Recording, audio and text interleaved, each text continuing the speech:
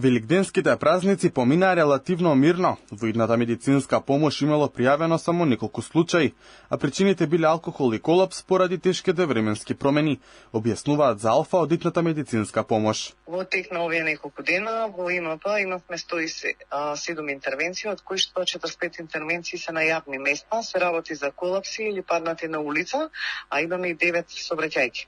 На самата вечер на Великден имаме интервенции на 2 колапса, во кои што едниот е кај црквата, кај транспортниот центар во Мичурин, а вториот колапс е во соборниот храм.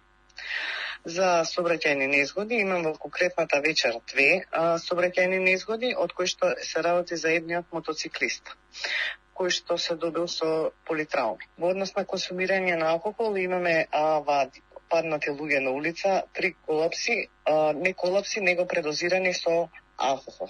За продолжениот викенд на македонските патишта интензивно контролираше полицијата. Најголем дел од регистрираните сообраќајни несреќи од изминатото деноноќе се во источниот дел на Македонија.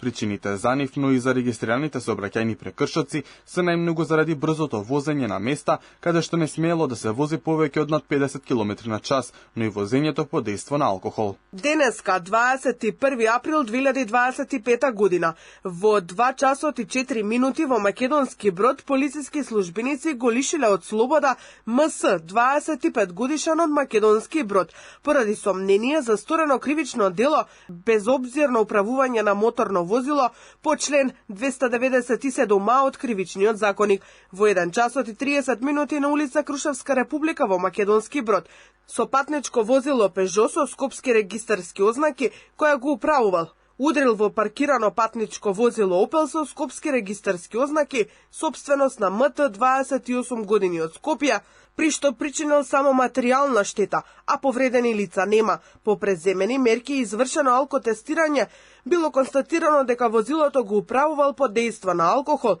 односно му биле измерени 2,4 промили алкохол во крвта.